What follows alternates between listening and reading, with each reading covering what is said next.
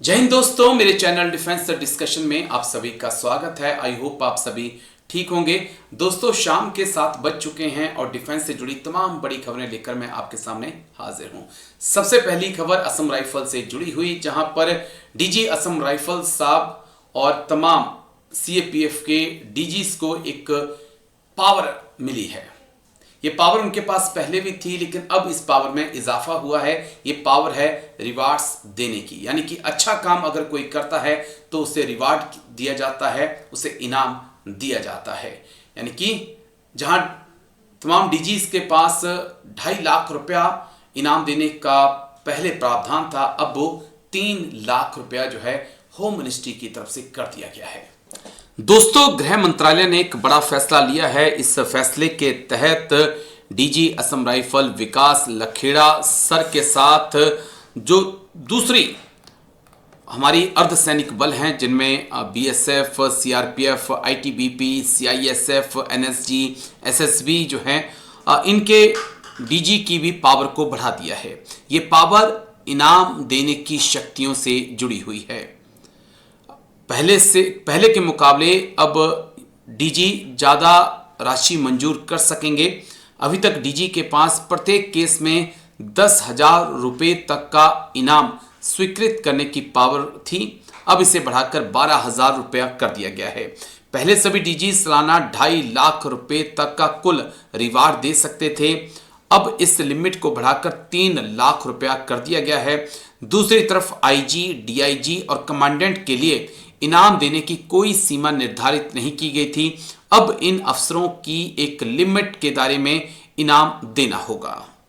केंद्रीय गृह मंत्रालय ने पुलिस 2 डिवीजन द्वारा 19 दिसंबर को जारी कार्यालय ज्ञापन के मुताबिक अभी तक रिवार्ड देने के मामले में डीजी, एसडीजी, एडीजी 3 शीर्ष अधिकारियों के पास एक जैसे वित्तीय अधिकार थे। यानी कि टॉप बॉस प्रत्येक केस में 10,000 रुपये तक का रिवार्ड दे सकता था। इसकी सालाना लिमिट 2.5 लाख रुपए थी। अब नए आदेशों के तहत महानिदेशक और एसडीजी, एडीजी की रिवार्ड देने की वित्तीय शक्तियों में अंतर किया गया है। डीजी साहब जो हैं, रिवार्ड के प्रत्येक केस में 12,000 रुपये तक की राशि मंजूर करने की वित्तीय शक्ति प्रदान की गई है। इसकी वार्षिक सीमा 3 लाख रुपया अब होगी। चलिए दोस्तों, आगे बढ़ते हैं। ये खबर भी असम राइफल से जुड़ी हुई है। लोगों को अपने साथ कैसे जोड़ना है और लोगों के साथ खुद कैसे जोड़ना है, ये असम राइफल से बेहतर तरीके से किसी भी फोर्स को शायद ही आता हो। नॉर्थ ईस्ट में असम राइफल ने बहुत ही अच्छे तरीके से खुद को लोगों के साथ जोड़ा है और लोगों को खुद के साथ जोड़ा है। दरअसल नागालैंड के कोहिमा में कुछ दुकानों में आग लग जाती है। आग फैलते फैलते रिहायशी कॉलोनियों की तरफ बढ़ती है। तभी फायर ब्रिगेड को, दमकल विभाग को इसकी सूचना दी जाती है। दमकल विभाग भी आता है, लेकिन आग पर काबू पाने में उसके भी पसीने छूट जाते हैं। इसी बीच असम राइफल के जवान भी वहां पर पहुंचते हैं और दमकल विभाग के साथ मिलकर जो है आग पर काबू पाया जाता है। असम राइफल के इस काम की तारीफ हमारे नागा भाइयों। दोस्तों, जरा इन तस्वीरों को देख लीजिए। ये तस्वीरें नागालैंड के कोहिमा से सामने आई हैं, जहां पर एक घर में आग लगी हुई है और आग को बुझाते फायर कर्मियों के साथ असम राइफल के जवान। यहीं से आप अंदाजा लगा सकते हैं कि असम राइफल क्या अहम भूमिका इस वक्त नॉर्थ ईस्ट में निभा रही है। पूरी खबर क्या है मैं आपको बता दूं। नागालैंड के कोहिमा में सोमवार सुबह एजी कॉलोनी में शॉर्ट सर्किट की वजह से आग लग गई, जिसकी चपेट में 5 दुकानें आ गईं। घरों को भी नुकसान पहुंचा। आग से प्रॉपर्टी को काफी ज्यादा नुकसान हुआ। फायर और इमरजेंसी सर्विस को इसकी सूचना दी गई और वो अपनी फायर ब्रिगेड की गाड़ियां लेकर मौके पर पहुंचे। तभी असम राइफल को भी पता चला कि दुकानों में आग लगी है जो घरों की तरफ बढ़ रही है। तभी असम राइफल के जवान भी वहां पर पहुंचे और फायर ब्रिगेड के साथ मिलकर असम राइफल के जवानों ने आग पर काबू पाया। यही जो असम राइफल की जो खास बात है, वो लोगों के नजदीक उसको ले जाती है। इसलिए हम कहते हैं कि असम राइफल आतंक का तो सफाया नॉर्थ ईस्ट में कर ही रही है, साथ साथ में लोगों का दिल भी असम राइफल जीत रही है। चलिए दोस्तों, आगे बढ़ते हैं। अब खबर जो है भारतीय सेना से जुड़ी हुई। दरअसल सिक्किम की तीस्ता रिवर में एक बड़ा हादसा हुआ। राफ्टिंग की वहां पर प्रैक्टिस चल रही थी। इसी दौरान जो है भारतीय सेना के जवान की नाव पलट जाती है और वो पानी के तेज बहाव में बह जाते हैं। उसके बाद उनकी मौत हो जाती है। और ये जो जवान थे वो आर्टिलरी यानी कि तोपखाने से ही थे। दोस्तों, ये जो तस्वीरें आप देख रहे हैं, ये दिल को दहलाने वाली तस्वीरें सिक्किम से सामने आई हैं।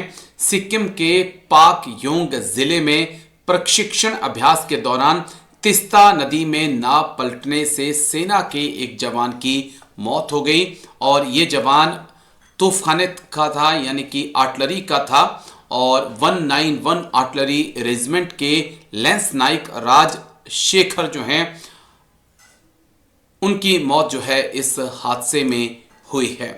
अधिकारी ने जो जानकारी दी है कि सोमवार को सैनिकों के वार्षिक राफ्टिंग प्रशिक्षण कार्यक्रम के दौरान यह घटना हुई।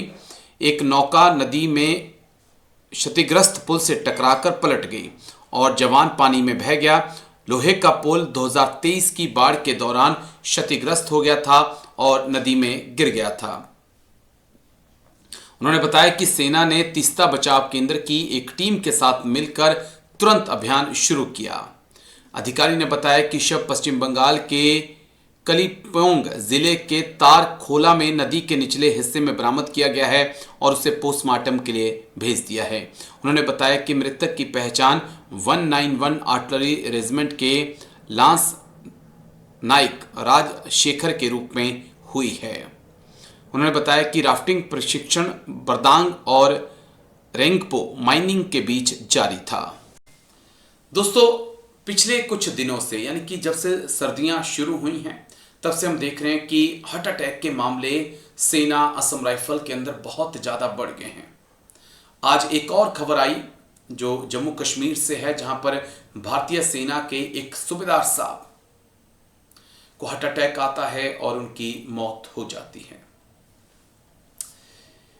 ये कोई पहला मामला नहीं है। जम्मू कश्मीर से, असम से ऐसे कई मामले सामने आ चुके हैं कि जवानों को, जेसीओ को हार्ट अटैक आ रहा है, उनकी मौत हो जा रही है। ये चिंताजनक है। इसके पीछे का कारण क्या है, ये हमें उस तक पहुंचना होगा। ये समझ के कि हार्ट अटैक आ रहे हैं और जवान जेसीओ की मौत हो गई, सलामी हमने दे दी, सर्वोच्च सम्मान हमने दे दिया, उससे काम नहीं चलेगा। हमें समस्या की जड़ तक जाना होगा। क्या इस समस्या की जड़ खान पीन से जुड़ी हुई है, समझना होगा। दोस्तों, हाल फिलहाल में कई ऐसी खबरें आई जहां पर हार्ट अटैक से हमारे जवान और जेसीओ की मौतें हुई हैं। एक और ऐसा ही मामला जम्मू कश्मीर के कुपवाड़ा से सामने आया, जहां ऑपरेशनल ड्यूटी के दौरान एक सेना के सूबेदार की संदिग्ध हार्ट अटैक से मौत हो गई। बताया गया है कि उत्तर प्रदेश के मथुरा निवासी सूबेदार लाइक राम नौगांव सेक्टर में तैनात थे, जहां ऑपरेशनल ड्यूटी के दौरान उन्हें हार्ट अटैक आ गया। सेना की श्रीनगर स्थित चिनार कोर ने सूबेदार लाइक राम के असामयिक निधन पर गहरा शोक व्यक्त किया, जिन्होंने कुपवाड़ा जिले में ड्यूटी के दौरान सर्वोच्च बलिदान दिया। चिनार कोर कुपवाड़ा जिले में कर्तव्य निभाते हुए सर्वोच्च बलिदान देने वाले हमारे वीर सिपाही सूबेदार लाइक राम के असामयिक निधन पर गहरा शोक व्यक्त करती है। चिनार योद्धा उनके धैर्य को नमन करते हैं और शोक संतप्त परिवार के साथ एकजुटता से खड़े हैं। ये चिनार कोर की तरफ से ट्वीट किया गया, लेकिन ये कोई पहला मामला नहीं है। दोस्तों, पिछले एक महीने में 5 से 6 ऐसे मामले आ चुके हैं जिसमें इंडियन आर्मी जवान, जेसीओ, असम राइफल के कुछ जवानों की जो है हार्ट अटैक से मौत आई है। मैं अक्सर ये कहता आया हूँ आपसे कि हमें अपने खान पीन पर, इंडियन आर्मी के खान पीन के अंदर जो है, जो जवान और जेसीओ को मिलता है, उस पर रीथिंक करने की ज़रूरत है। जिस प्रकार से तेल में तली पूड़ियाँ मिलती हैं, जिस प्रकार से दूसरा भी राशन मिल रहा है, उस पर सवाल तो उठ रहे हैं। और क्योंकि आप पीटी करते हैं, आप गेम परेड भी खेलते हैं आप फिजिकल फिट हैं, उसके बाद इस प्रकार की चीज़ें होना।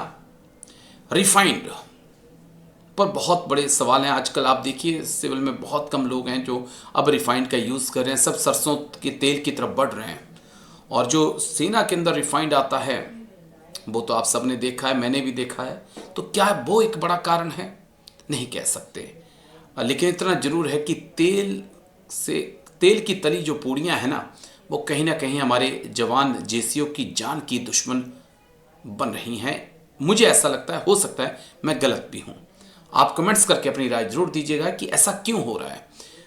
पिछले एक महीने के अंदर कम से कम 5 से 6 ऐसी खबरें आ चुकी हैं, कोई असम से, कोई जम्मू कश्मीर से, कि भारतीय सेना के जवान यंग लड़के जो हैं उनकी भी डेथ हो जा रही है हार्ट अटैक से, उनको हार्ट अटैक आ रहा है।